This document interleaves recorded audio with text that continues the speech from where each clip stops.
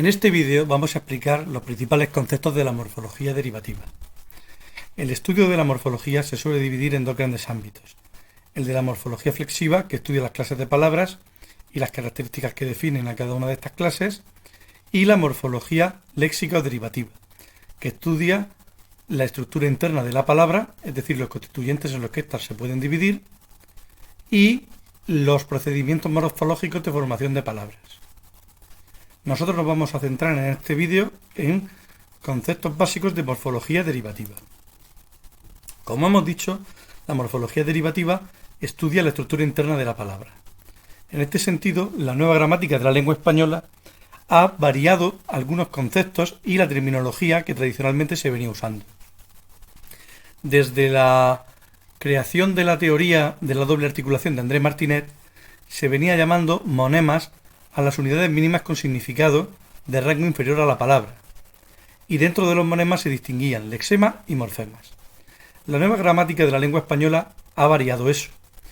Ahora, en lugar del término monema, usamos el término morfema para referirnos a las unidades mínimas con significado, en las que se puede dividir una palabra.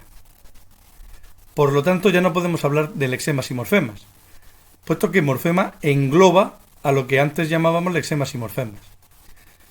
Ahora diremos que el lexema se llama raíz, que es el término que prefiere la nueva gramática de la lengua española.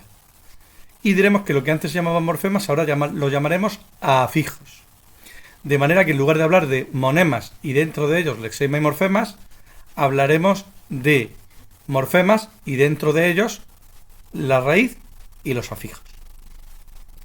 Dentro de los afijos, además, tenemos los flexivos, los derivativos y los estilísticos. Llamaremos desinencias a los afijos flexivos, y solo a ellos. Hay quien usa el término de desinencias para referirse a cualquier tipo de afijo, y no es así. Según la nueva gramática de la lengua española, solo los afijos flexivos pueden ser llamados desinencias. Hechas estas precisiones terminológicas, vamos a ver un cuadro resumen para que todo esto nos quede un poquito más claro. Como vemos aquí, tenemos los morfemas, que son las unidades mínimas con significado en las que podemos segmentar una palabra. Nosotros hablamos de morfemas independientes o libres, los que por sí mismos constituyen una palabra, como por ejemplo, los artículos o las conjunciones, y que, como forman una palabra y son morfemas únicos, pues no se pueden segmentar. Sin embargo, hablamos también de morfemas dependientes o trabados, cuando necesitamos unir al menos dos de ellos para formar una palabra. Y estas palabras sí que se pueden segmentar, y dentro de ellas están los sustantivos, los adjetivos, los verbos, los adverbios, es decir, la mayor cantidad de palabras de la lengua. Nosotros vamos a estudiar en este vídeo no cómo segmentarlas, lo cual será objeto de otro vídeo posterior, sino que lo que nosotros vamos a estudiar en este vídeo es fundamentalmente la teoría. Es decir, ¿qué tipos de morfemas dependientes o trabados tenemos en la lengua? Pues tenemos por un lado la raíz, que contiene el significado léxico de la palabra y que no varía, y los afijos, que sí varían y que aportan matices gramaticales a ese significado léxico. Dentro de estos afijos hablamos de afijos flexivos o desinencias, que no crean palabras nuevas, sino que aportan un significado puramente gramatical, que puede ser de género, que puede ser de número, que puede ser de grado, o dentro de las desinencias verbales de tiempo, modo, etc. Frente a estos afijos flexivos, tenemos los afijos derivativos, que sí que forman nuevas palabras, y que dependiendo del lugar que ocupan frente a la raíz, se denominarán prefijos, sufijos o interfijos. Y por último tenemos los afijos estilísticos o apreciativos, que están a medio camino de los flexivos y los derivativos, porque en realidad no cambian tanto el significado de la palabra y no crean, por tanto, palabras nuevas, como que aportan más bien unas connotaciones subjetivas, y por lo tanto se suelen considerar que están a medio camino entre los flexivos, que no crean palabras nuevas, y los derivativos, que sí lo hacen. Repasando un poquito más estos conceptos, volvemos a repetir que dentro de los morfemas, que son las unidades mínimas con significado en las que se pueden segmentar una palabra, tenemos dos tipos. La raíz, que es un constituyente fijo, invariable, y que nos aporta el significado léxico. Y frente a ella tenemos los afijos, que sí varían y que aportan un significado no léxico sino gramatical. En el caso de la palabra niños, por ejemplo, nosotros distinguiríamos tres morfemas: nin, o y s. Nin sería la raíz, o sería un afijo flexivo de género masculino y la s sería un afijo flexivo de número plural. Como ya hemos visto anteriormente, los afijos se dividen a su vez en tres clases. Están por un lado los afijos flexivos, también llamados desinencias. Estos afijos flexivos se pueden clasificar a su vez en nominales y verbales. Los nominales son los que afectan a las clases de palabras sustantivo, adjetivo, pronombres y determinantes. Y pueden ser afijo flexivo de género, indica si la palabra es masculina o femenina; de número, indica si la palabra es singular o plural. En el caso de los adjetivos tenemos además el afijo flexivo de grado, que indica si el grado es positivo, comparativo o superlativo. Y en el caso de los pronombres, los afijos flexivos de persona, primera, segunda o tercera, y de caso, que indican si el pronombre está haciendo o puede ejercer la función de sujeto, hablamos de caso nominativo; de complemento directo y hablamos de caso acusativo; o de complemento indirecto y hablamos de caso dativo. Frente a estos afijos flexivos o desinencias nominales, tenemos los afijos flexivos o desinencias verbales, que indican modo, indicativo, subjuntivo o imperativo; tiempo, presente, pretérito, futuro o condicional; aspecto, perfectivo o imperfectivo; persona, primera, segunda o tercera; y número, singular o plural. Estos afijos flexivos ya hemos comentado que, hacen variar una misma palabra, pero no crean palabras nuevas. Sin embargo, los afijos derivativos sí crean nuevas palabras. Según la posición que ocupan respecto a la raíz, los llamamos prefijos, si van delante de la raíz; sufijos, si van detrás. Ahora, ¿qué son los interfijos? La nueva gramática de la lengua española de la Real Academia opta por unir dentro de este concepto de interfijos lo que antes llamábamos interfijos e infijos, que no se consideraban lo mismo. En la tradición gramatical, un interfijo se colocaba siempre detrás de la raíz, no en medio de ella. Por ejemplo, en cancioncita, la raíz es canción y, como vemos, el interfijo, la C, iba entre la raíz y el sufijo ita. Sin embargo, dentro de la tradición, el infijo era otra cosa. El infijo sí que dividía la raíz en dos partes. Se colocaba en medio de la raíz, la partía, como ocurría en cerquita, donde el infijo it se incluía en medio de la raíz cerca. Tenemos que recordar que aquí la A no es un afijo flexivo de género femenino, porque cerca es un adverbio que no tiene género. Por lo tanto, el infijo dividía la raíz en dos mitades y normalmente indicaba, como vemos, tamaño, mientras que el interfijo lo que hacía era situarse entre la raíz y el sufijo, sin partir la raíz. La Real Academia ha preferido unir ambos conceptos en el de interfijo por simplificar, lo cual me parece una idea bastante correcta. Y luego, como hemos dicho, tenemos los afijos apreciativos o estilísticos, los aumentativos, diminutivos y despectivos. Estos afijos se suele considerar que están a medio camino de los flexivos y de los derivativos, porque muchas veces en realidad no crean palabras derivadas, sino lo que hacen es indicar matices de afecto o de valoración subjetiva por parte del hablante, de forma que no crean palabras nuevas, sino que más bien transmiten una connotación, añaden un significado connotativo, no léxico. De hecho, muchas veces los aumentativos y los diminutivos no indican tamaño, sino desprecio o aprecio. Por ejemplo, en hijito no indica el hito tamaño pequeño, indica cariño, aprecio. Igual que en casón, on puede significar no que la casa es grande, sino que la casa nos parece preciosa. En esos casos, en realidad no tendríamos palabras nuevas, palabras diferentes. Por eso se dice que los afijos apreciativos están a medio camino de los flexivos y de los derivativos. Hasta aquí hemos visto los conceptos básicos de la morfología derivativa, que nos van a servir para en un vídeo posterior llevar a cabo una práctica de cómo segmentar una palabra en sus morfemas constituyentes. Pero nos queda también por ver otro vídeo de tipo conceptual, digamos de teoría, para explicar los procedimientos de formación de palabras. Pero como digo, eso ya será motivo de otro vídeo. En primer lugar, para aprender a dividir una palabra, debemos aprendernos una serie de reglas.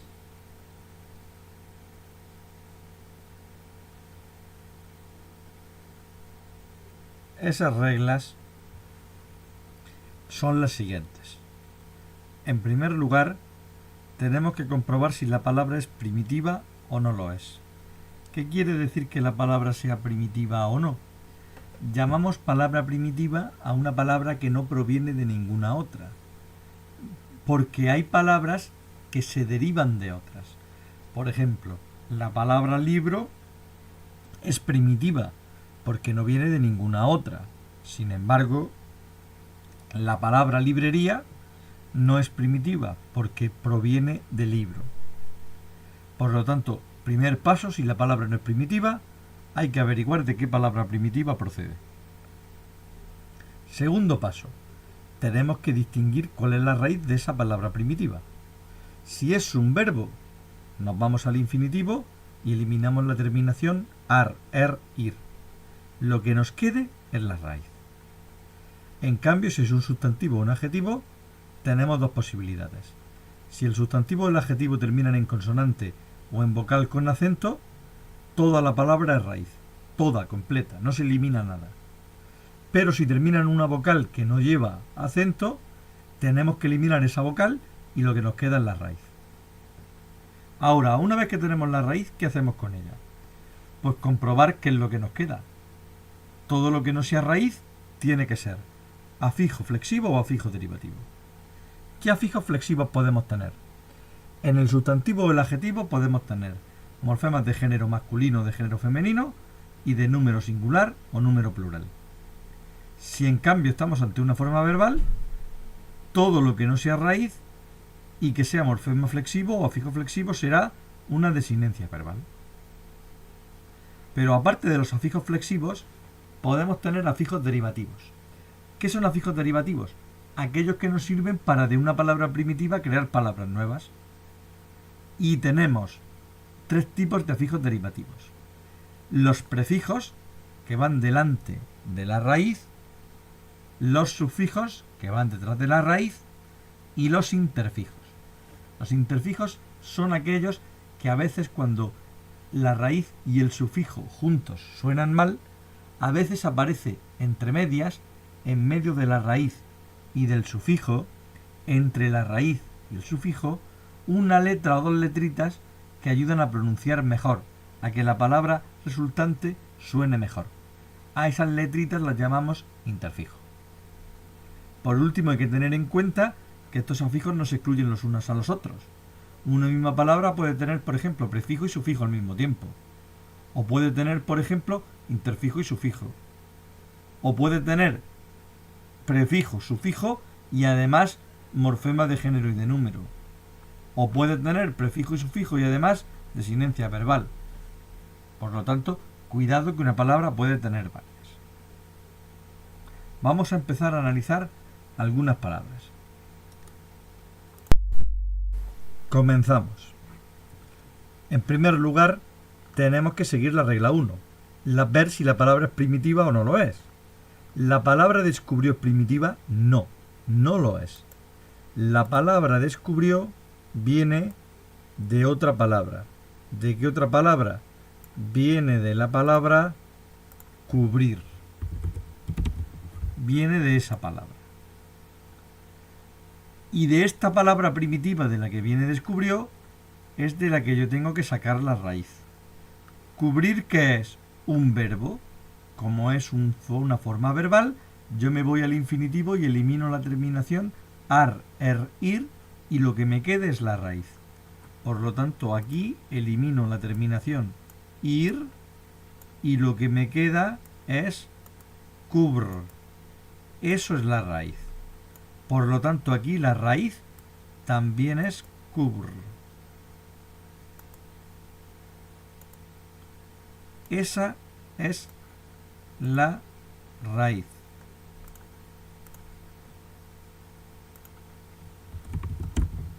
¿Vale? ¿Se ha entendido cómo hemos sacado la raíz? Hemos acudido a la palabra primitiva porque descubrió no lo es. La palabra primitiva era un verbo. Hemos seguido la regla de los verbos. En el infinitivo eliminar la terminación ir y por lo tanto lo que nos queda es la raíz. Ahora, todo lo que no es raíz o es un afijo flexivo o es un afijo derivativo. Es decir, esto es un afijo y eso es otro. ¿Vale? ¿Qué afijo es el que va delante de la raíz? Es un afijo derivativo prefijo. Por lo tanto, aquí le pondré afijo, vamos a poner una abreviatura, derivativo prefijo. ¿Y detrás qué tengo? Esto io no es un sufijo, no es un sufijo. ¿Qué es? Es una desinencia verbal. Porque ¿qué es lo que me va indicando? Me va indicando persona, tiempo, número, modo. Eso es a lo que llamamos desinencia verbal. La parte final de los verbos que nos indican su tiempo, su persona, su modo, es un afijo flexivo que llamamos desinencia verbal. Por lo tanto, esta palabra se dividiría así. Vámonos a la otra. Llaves. Llaves es un sustantivo. Sabemos que llaves es el plural de llave. Llave es un sustantivo. Ahora, en llave yo tengo que seguir la regla. Es un sustantivo. ¿Acaba en consonante o en vocal con acento? No. Acaba en vocal sin acento. Por lo tanto, tengo que eliminar esa última vocal y lo que me queda es la raíz. Por lo tanto, en llave yo tengo que eliminar la última vocal y lo que me queda llav es la raíz. Eso es la raíz. ¿Se ha entendido cómo he hallado la raíz?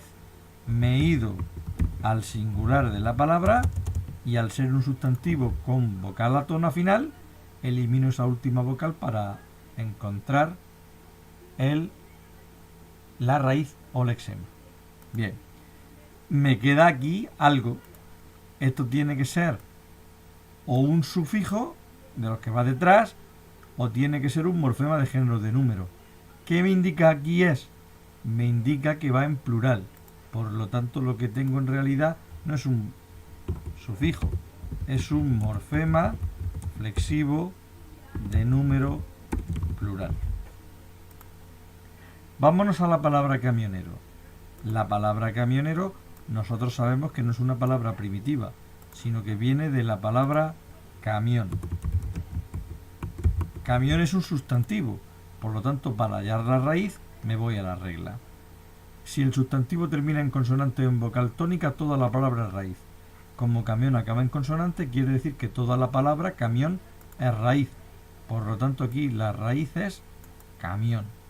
Ahí tengo la raíz. ¿Se ha entendido cómo he sacado la raíz?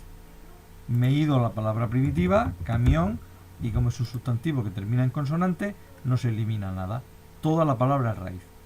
Y ahora, en lo que me queda detrás, tendré afijos flexivos o derivativos. ¿Hay algún afijo aquí que me indique género, número? Recuerda que en los sustantivos tengo género y número y en los verbos desinencia verbal. Como esto es un sustantivo, solo puedo tener género y número. Aquí, ¿hay algo que me indique género o número? Sí. La O me va indicando género masculino, porque yo podría tener la palabra camionera y la A me indicaría género femenino. Por lo tanto, aquí va ocurriendo que O nos va indicando que camionero es masculino. Por lo tanto, esto es un afijo flexivo de género masculino. ¿Y qué es este er que nos queda aquí en medio? ¿Esto qué es? Ya no tenemos afijos flexivos porque lo único que tenemos es el de género, el de número no, aquí no hay ninguna S que nos diga plural, y esto no es un verbo, no puede haber desinencia verbal. Ya tiene que ser un afijo derivativo obligatoriamente. Prefijo no puede ser porque el prefijo va delante de la raíz. Este va detrás, ¿qué será? Será un sufijo, por tanto. Por lo tanto, esto será un afijo derivativo sufijo. Y así es como vamos, por tanto, poco a poco, aprendiendo a dividir palabras. Veamos ahora cómo segmentaríamos un par de palabras que tengan interfijo. Vámonos a la palabra carnicería. No es una palabra primitiva, puesto que la palabra carnicería todos nos damos cuenta enseguida de que proviene de la palabra carne. Aplicando las reglas, puesto que carne es un sustantivo que termina en vocal átona, elimino la última vocal y lo que queda es la raíz. De manera que en carnicería la raíz llegaría hasta la N.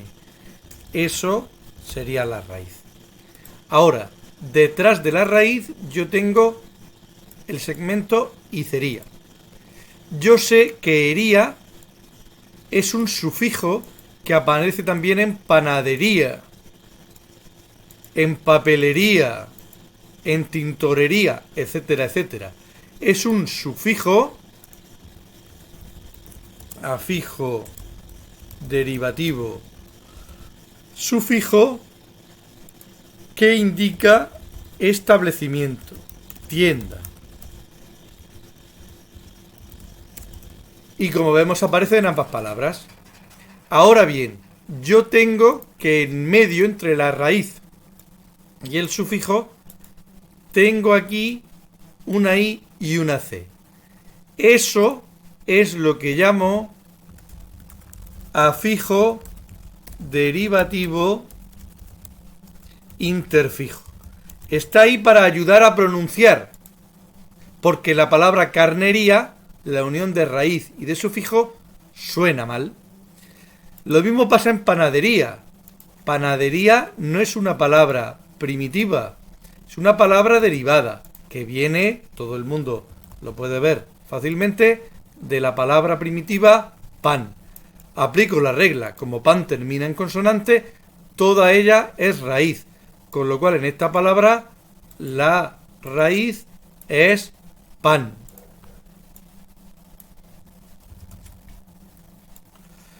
Y me vuelve a ocurrir lo mismo de antes. Yo tengo que en medio entre la raíz y el sufijo hay un segmento, dos letritas ad, que están ahí para ayudar a pronunciar, porque la unión de raíz y sufijo, panería, sonaría muy mal. A eso es a lo que llamo afijo derivativo interfijo.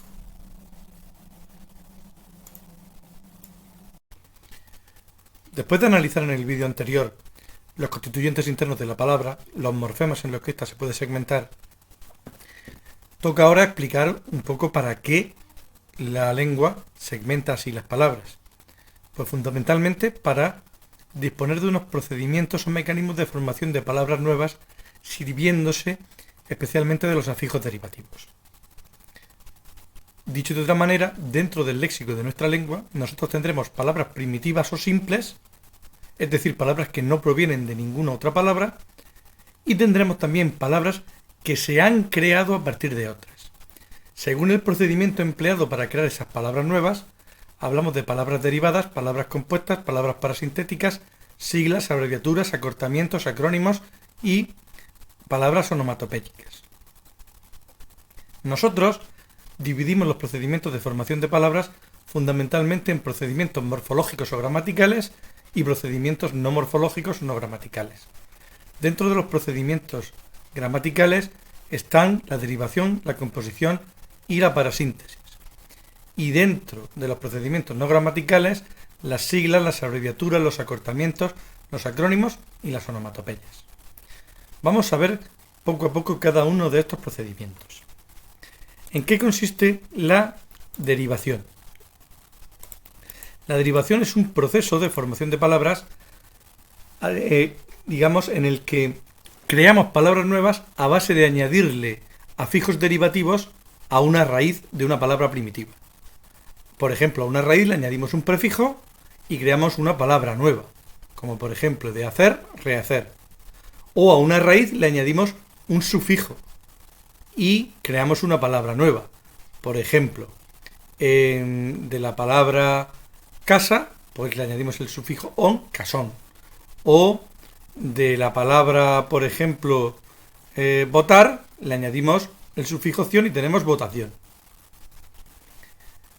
A veces, como hemos dicho, la unión de raíz y sufijo no suena bien, por lo que recurrimos a los llamados interfijos.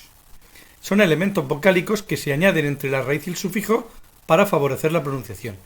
Por ejemplo, en la palabra polvareda, la raíz viene de polvo, la raíz sería pol y el sufijo eda.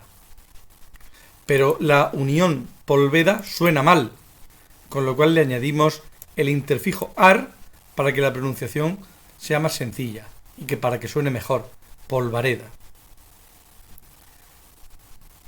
La derivación puede cambiar la categoría gramatical de una palabra o no cambiarla.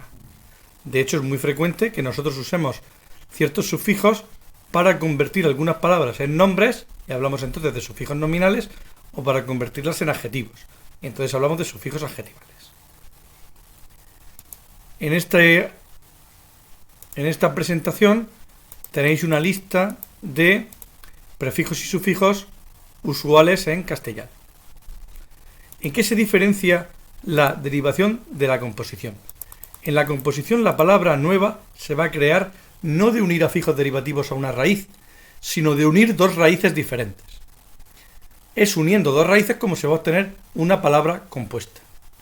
La palabra compuesta puede coincidir en la misma categoría gramatical de las dos palabras que son su origen. Es decir, si unimos, por ejemplo, el adjetivo blanco y el adjetivo negro, obtenemos también un adjetivo blanquinegro. Pero también no podemos encontrar que no ocurra eso, que la palabra resultante, la palabra compuesta, se corresponda con la categoría gramatical de una de las palabras que son su origen, de una de sus palabras primitivas, sobre todo si las dos palabras primitivas no pertenecen a la misma clase. Por ejemplo, cuando el verbo abrir se une al sustantivo latas, genera no un verbo, sino un sustantivo, abrelatas, que coincide por tanto con la categoría de latas, pero no con la de abre. Aquí, en este cuadro, veis las combinaciones más usuales que se dan en la lengua. Frente a dentro de la composición, tenemos un caso especial, que son las palabras compuestas formadas por formantes cultos. Formantes cultos tenéis aquí una lista.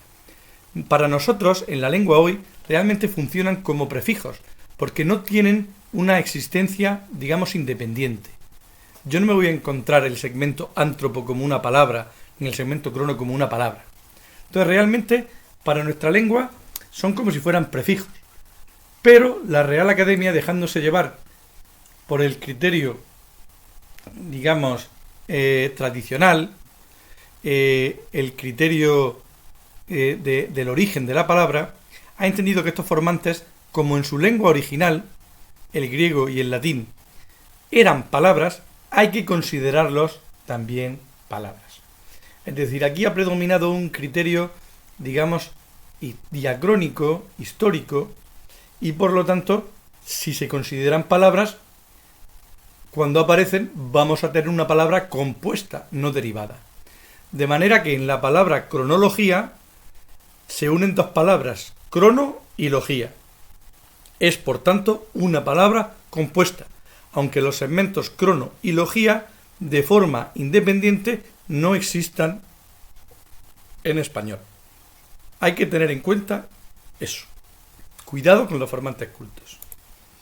Luego tenemos el tercer procedimiento morfológico de formación de palabras, que es la parasíntesis, que también tiene un problema. Porque entendemos por palabras parasintéticas dos conceptos bastante diferentes. Por un lado, llamamos palabra parasintética a la que resulta de combinar composición y derivación, es decir, cuando unimos raíz más sufijo.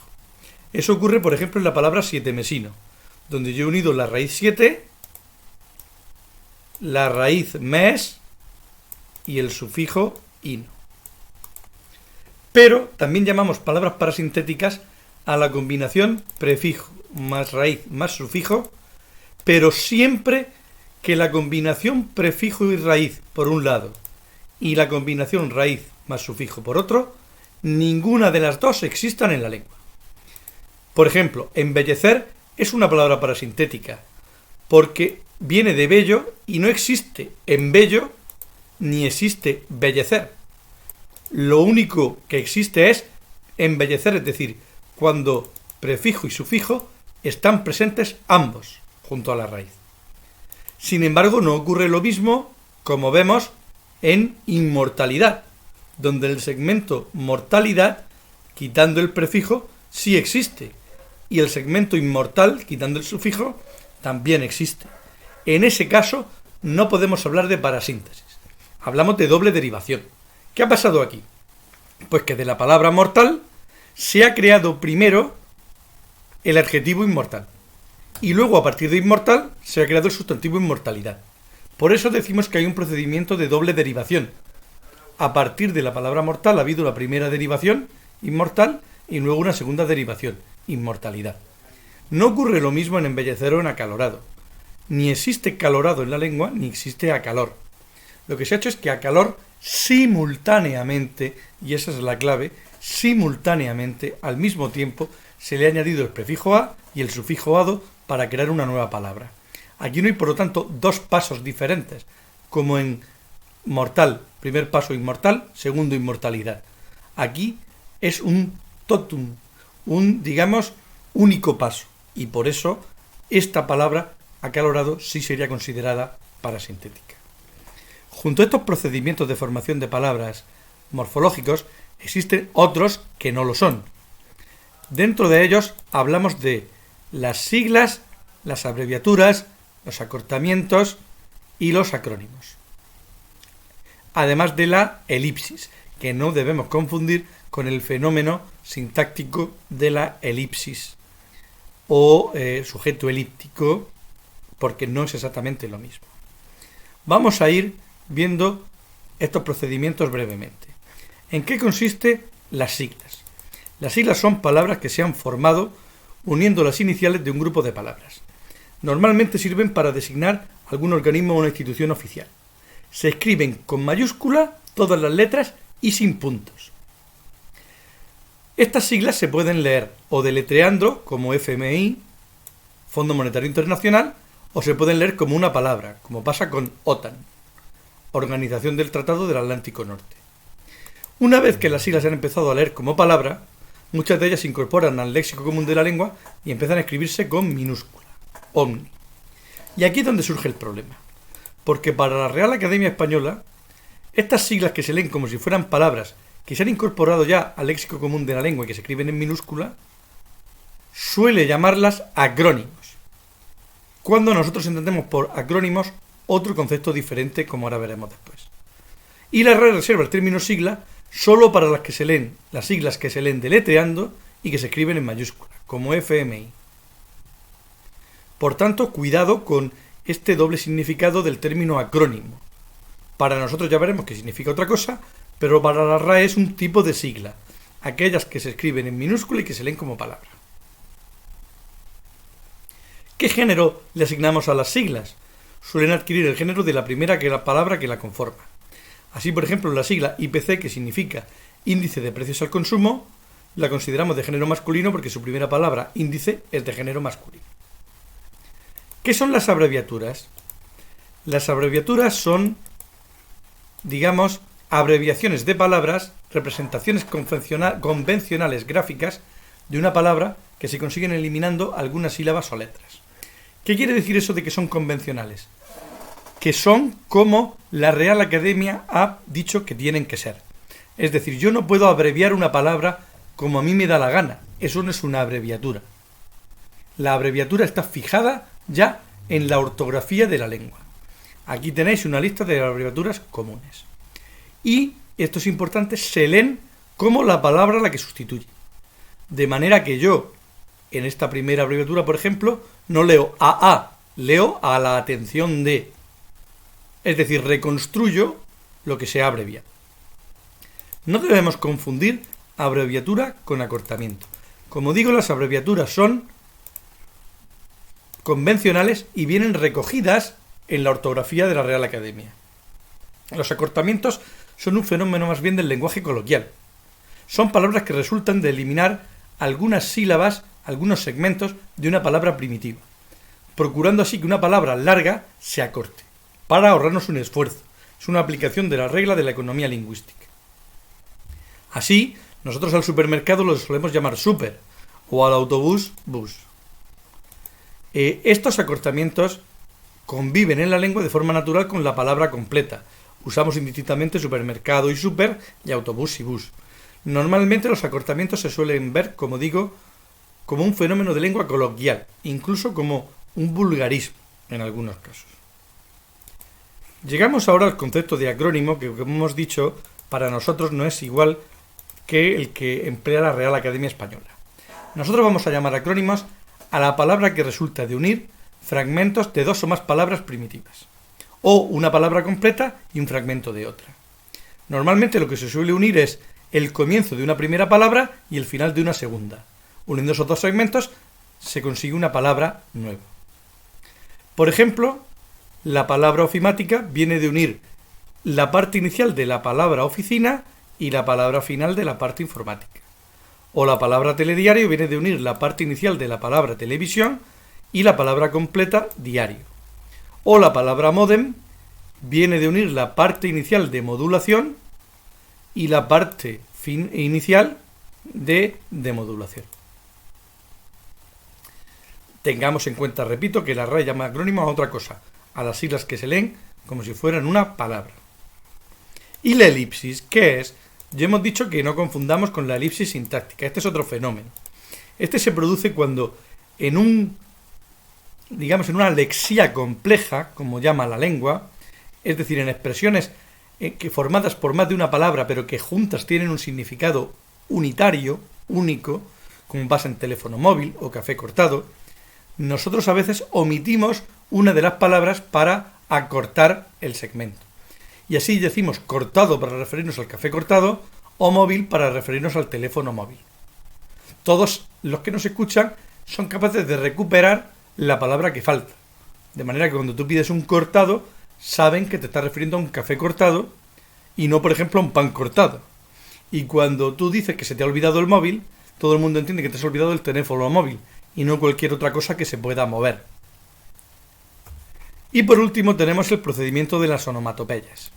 También se pueden formar palabras nuevas, palabras onomatopéyicas, que son palabras que imitan el sonido natural de alguna cosa o acción.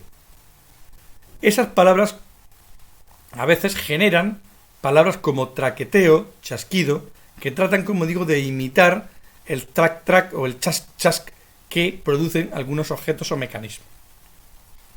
Es otro procedimiento más de palabras nuevas.